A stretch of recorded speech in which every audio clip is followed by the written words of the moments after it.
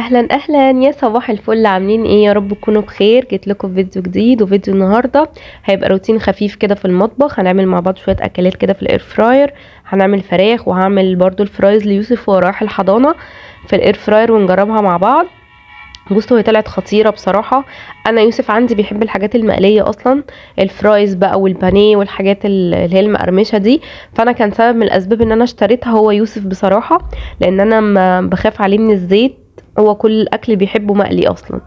فبصراحه خطوه حلوه جدا جدا جدا بصراحه. لو اي حد عنده الامكانيه انه يقدر يشتري، يجيبوها على طول يعني، ما تفكروش اصلا. عاملوها مع معامله الفرن فعلا. هنا بقى قلت عايزه احط له زبادي، بس انا مش بحب احط علبه الزبادي زي ما هي كده، عشان خاطر ممكن تقع تتخبط تبوظ الكراسات اللي في الشنطه. فلا، فبحب احطها في علبه. وما بحطش عليها سكر بصراحه، بحط عليها معلقه عسل عشان ازود القيمه الغذائيه، وعشان انا عارفه ان السكر مضر، وانا مش بحب ان يوسف ياكل سكر اصلا. فده كان الدكتور قال لي كده. انا عايزه اقول لكم ان يوسف ما عرفش يعني ايه سكر غير بعد 2.5 سنين. مره كده خليته يجربه، يعني بحيث انه يعرف كل حاجه عموما. فانا ما انا ضد السكر اصلا بكل انواعه، حتى انا ما باخدش حتى نص معلقه سكر، حتى القهوه بشربها ساده. ف بحب ان انا احافظ عليه وعلى صحته، لان هو اصلا مناعته ضعيفه. والحاجات اللي هي السكر والملح والحاجات الزياده اوفر دي اصلا بتكسر في المناعه جامد يعني.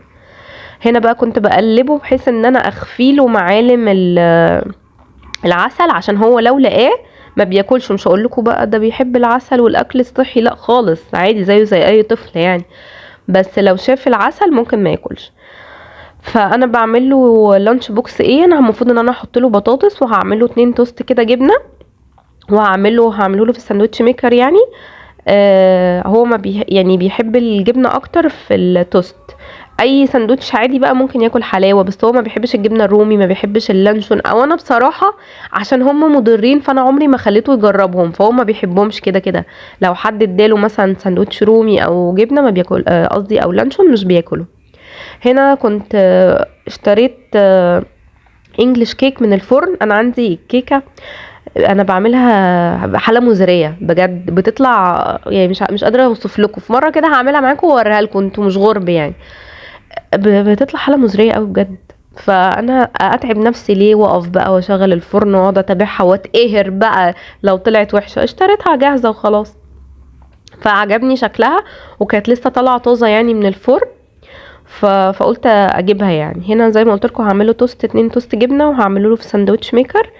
انا بعمل له اكل كتير عشان انا بسيبه فتره طويله في الحضانه، يعني انا بسيبه من الساعه 8 الصبح للساعه 3 العصر. فببقى عايزه اعمل له اكل بزياده، بحيث ان هو لو جاع او حاجه يلاقي حاجه ياكلها يعني. بصوا بقى الفرايز طلع حلوه ازاي. طلع العيب بقى في الورق الزبده، او الورق اللي هو بتاع الاير فراير اصلا، هو اللي بيخلي انا جربت البطاطس العاديه بتاعه البيت والفرايز. الاتنين بيلزقوا. فلما حطيتها من غير ورق ما لزقتش. فغالبا العيب في الورق. بس عايزه اقول لكم انها طالعه مقرمشه وحلوه ومش مزيته، ومع ان انا حاطه شويه زيت صغيرين يعني، ومش مزيته ومقرمشه. مش هقول لكم طالعه طريه بقى ولا الكلام ده، لا بصراحه. الاير فراي لحد دلوقتي حلوه جدا جدا جدا بجد. فعجباني. وهتشوفوا كمان انا هعمل النهارده اجنحه الدجاج بتاعت الفراخ يعني. اتفرجوا على الفيديو للاخر عشان تشوفوها طالعه جوسي وتحفه. ولان انا شفت واحده منزله فيديو بتقول ان هي عملت فراخ يعني في القلايه، وطلعت ناشفه من جوه مش جوسي. لا بالعكس، طالعه جوسي جدا وتحفه. هنا كنت بجرب بقى معاكم ساندوتش ميكر، بصراحه عجباني. انا مش بحب احمر له العيش اكتر من كده، عشان ما يحسش ان هو محروق بقى وما يرضاش ياكله يعني.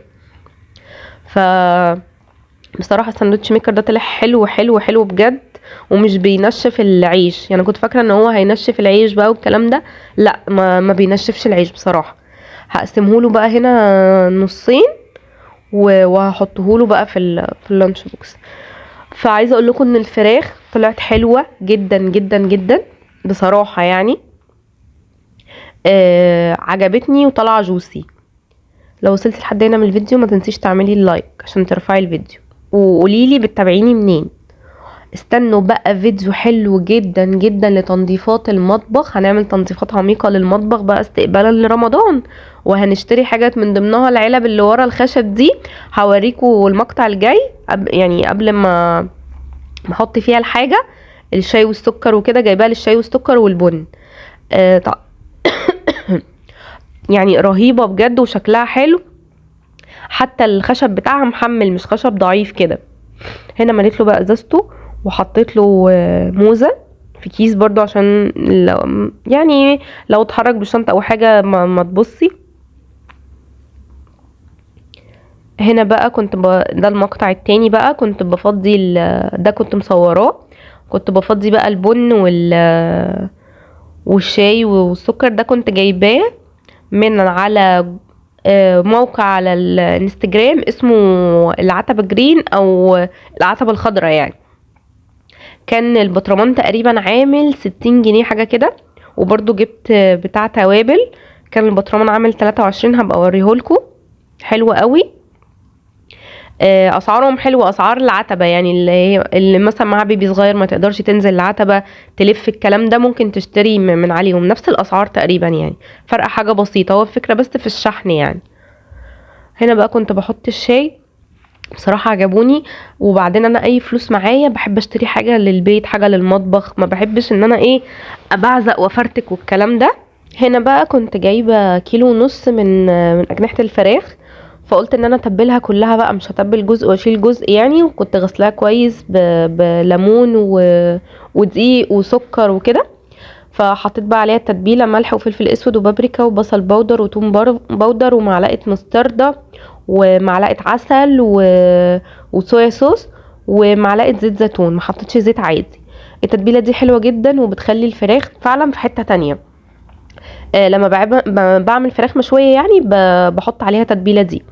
فعايزه اقول لكم انها طلعت جوسي وجميله، والصوص بتاعها حلو جدا. بس انا عندي مشكله بقى مع الاير فراير، ان انا بالنسبه لي ورقه الزبده ولا ليها لازمه. اولا بتاخد مساحه، تاني حاجه انا لما جيت رفعت الشبكه لقيت تحتها صوص اصلا من الفراخ. فانا مش فاهمه هو انا حطها ليه، فانا غالبا مش هستخدمها يعني. فهنا بقى كنت بعمل التتبيله كلها في الاجنحه، وهاخد على قد ما هستخدم النهارده، وهشيل الباقي بقى في علبه لاي يوم بقى انا مستعجله فيه، عايزه اعمل شويه مكرونه واجنحه كده يعني، انجز وقت يعني. فانا بحب اتبل الحاجه واشيلها بصراحه، بتنجز معايا. هنا طبعا كنت حطيت الورقه، وهظبط الكاميرا دلوقتي وهتشوفوا. كنت حطيت الورقه كده، حطيت على قد ما احنا هناكل النهارده. وزي ما بقول لكم كده هشيل الباقي. اعملوا الحوار ده هيريحكم جدا والله، وهيسهل عليكم بقى وقفه المطبخ. انت وراكي حاجه هتروقي مثلا، هتعملي تنظيف عميق مثلا لحاجه، هتطلعي علبه تفك او هتطلعي طبق يفك، تستنيه يفك وبعدين تقومي حاطاه بقى في فرن، في اير فراير، في طاسه، في حله، في اي حاجه بقى هتنجزي نفسك يعني. عايزه اقول لكم استنوا فيديو قوي جدا جدا. هننضف المطبخ تنظيف عميق، ومن تحت الحاجه بقى هنزق التلاجة وهنزق البوتاجاز والظرف، لان انا هنزل اجيب خزين بقى اللي هو الرز والزيت والحاجات دي قبل رمضان يعني. فهضطر ان انا عايزه انضف الظرف الاول واظبطها بحيث ان الخزين يجي كله في المطبخ يعني في الظرف. فعايزه اظبط الظرف تظبيطه حلوه. وهبدا بقى بالدواليب بتاعه الاوض، اوضه الاطفال واوضه النوم وكده. واخر حاجه بقى تبقى الستاير والسجاد، اللي هو مثلا قبل رمضان مثلا ب10 ايام ولا حاجه. فنبدا الاول الحاجات الداخليه المستخبيه دي، وبعدين نعمل بقى الحاجات اللي ظاهره. بصوا بقى شكلها طالع تحفه ازاي، وجوسي ورهيبه. لان انا بقول لكم شفت واحده منزله بتقول ان هي عملت الفراخ في القلايه وطلعت ناشفه. لا والله خالص. عملت بقى شويه لسان عصفور ورز. يوسف ما بيحبش يشرب الشوربه بتاعه العصفور، بيحب ياكل العصفور بس كده. فكده كان اكلنا النهارده، الحمد لله رب العالمين، ربنا يديمها نعمه يا رب. بس كده، ده كان فيديو النهارده. لو مشتركتيش في القناه يا ريت تشتركي وتفعلي زر الجرس، واستنوني بقى بفيديوهات قويه جايه ان شاء الله. ده شكل البرطمانات كده تحفه بجد، عجبني. يلا باي باي.